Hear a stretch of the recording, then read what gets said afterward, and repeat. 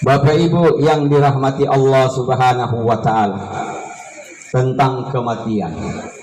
Mati adalah dua huruf di dalam Al-Quran, mim dan ta. Kalau bahasa Indonesia 4 huruf, M-A-T-I. Huruf ini yang paling ditakuti oleh semua manusia. Dua huruf Arab ini sangat ditakuti oleh setiap makhluk hidup. Ya, kita semua takut dengan kalimat mim dan ta. Mim di atas ma, ta di bawah ti, mati. Itu yang ditakuti oleh setiap diri manusia, tidak terkecuali. Karena mati itu adalah perpisahan antara ruh dengan jasad. Ketika mati maka berpisahlah ruh. Ruh diambil oleh Allah, diambil oleh malaikat pencabut nyawa, dan diserahkan kepada Allah Subhanahu wa Ta'ala sebagai pemilik ruh. Tinggallah jasad. Jasad itulah yang kemudian dikuburkan, dikebumikan. Di mana? Di alam barzah. Alam barzah itu bahasa Arab, namanya alam kubur. Dan kita semua insya Allah tidak terkecuali, tua, muda, remaja, apalagi so tua sekali, so 60, hati-hati orang-orang yang di atas 60 itu kemudian Allah mentakdirkannya kematian. Bahkan bayi-bayi yang ada di rahim ibu, bayi-bayi yang berada di perut ibu, apabila mati telah menentukannya, pada saat itu dia mati. Maka untuk apa kita takut dengan kematian? Karena mati itu adalah hak prerogatifnya Allah Subhanahu wa Ta'ala. Tidak boleh ada yang membantah, tidak boleh ada yang memprotes tentang kematian itu. Karena mati itu adalah haknya Allah. Allah yang menghidupkan, Allah pula yang akan mematikan. Kepada siapa? Kepada seluruh makhluk-makhluk yang mendiami bumi ini. Lalu siapa makhluk itu? Selain manusia. Selain manusia ada binatang-binatang, mereka juga punya ruh. Tapi cara kematian berbeda dengan matinya manusia. Ada pepohonan, mereka juga punya ruh. Suatu saat nanti pohon-pohon itu akan mati. Jin, syaitan, bahkan bidadari sekalipun akan mengalami yang namanya mati. Kata Allah, kullu nafsin dha'iqatul maut. Tiap-tiap yang bernyawa akan merasakan yang namanya mati. Maka kalau mati itu telah menjadi suatu kebiasaan, lumrah, lalu apa yang kita harus takuti dengan kematian? Karena tidak ada manusia yang mampu hidup selama-lamanya di alam bumi. Tidak ada satu makhluk Allah yang mampu hidup selama-lamanya.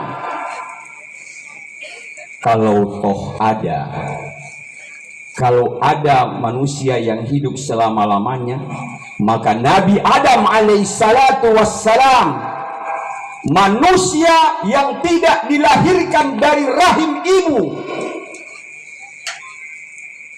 Nabi Adam alaihissalatu wassalam adalah manusia pertama yang diciptakan oleh Allah Subhanahu wa taala. Toh mati, apalagi kita, ya, apalagi bapak-bapak, ibu-ibu.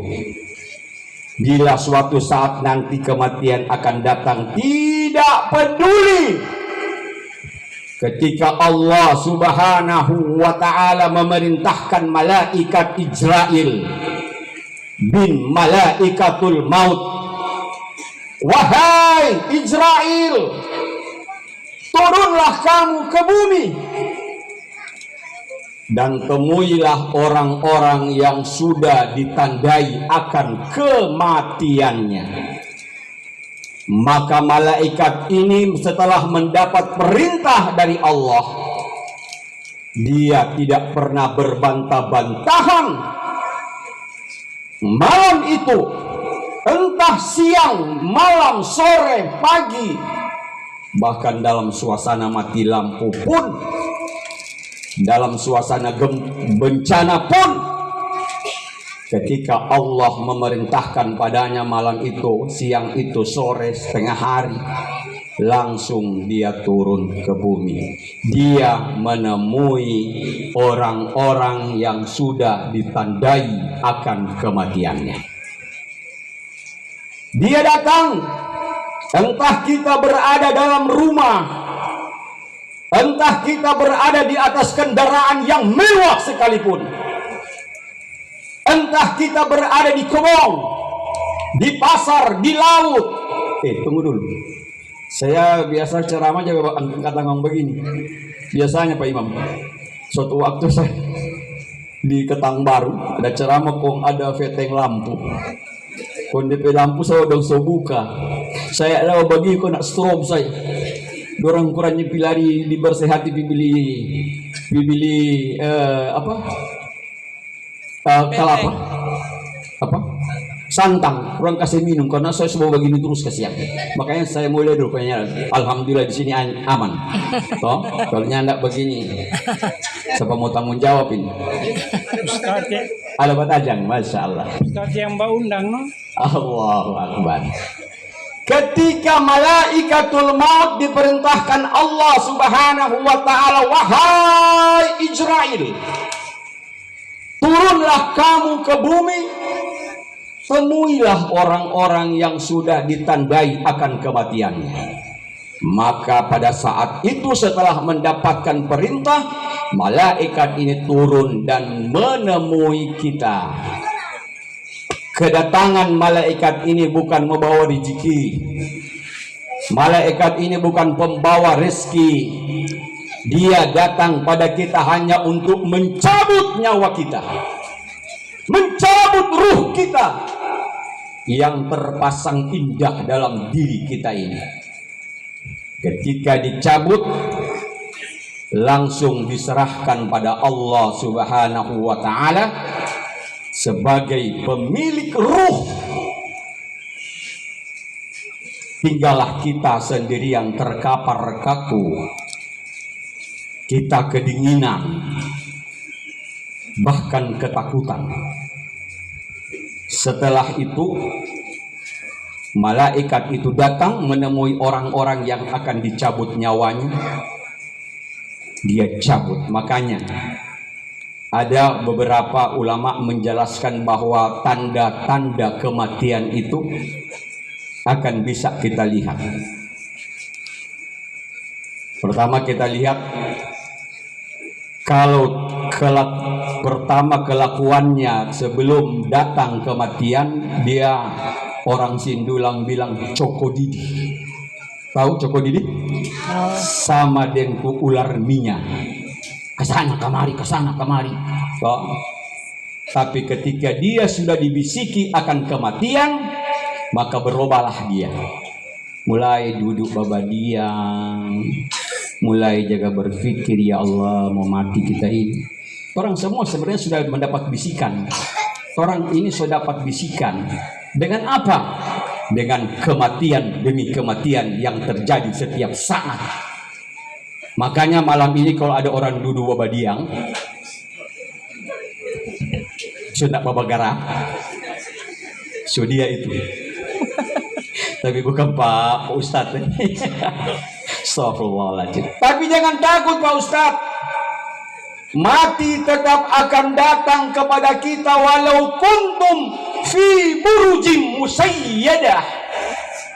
Walaupun kita bersembunyi di balik benteng yang kokoh dan kuat sekalipun, mati itu akan menemui kita semua. Suka atau tidak suka, mau atau tidak mau, yang jelas mati akan datang pada kita semua. Lalu apa yang kita takuti? Tidak ada. Tidak ada yang perlu orang takuti, karena semua akan mati. Semua akan mati, hanya tinggal persoalannya waktu saja. Kalau kemarin Allah Subhanahu wa ta'ala mentakdirkan almarhumah Ibu Haja meninggal, besok mungkin kita yang akan dipanggil. Kalau malam ini tenda ini ada di sini, kursi ini ada di sini, mimbar ini ada di sini, dan kita semua berkumpul di sini, besok semua itu akan berpindah tempat. Kemana? Ke rumah-rumah kita. Tidak perlu orang takut. Apalagi kalau orang-orang yang banyak beribadah pada Allah Subhanahu wa ta'ala, seperti almarhum wal marhumah yang sudah mendahului kita dengan banyak amal ibadah yang dia perbuat. Tenang-tenang saja dia di sana. Di mana? Di alam barzah. Padahal alam barzah itu alam yang sangat menakutkan. Alam yang tempat hidup kita yang ketiga, itu kubur.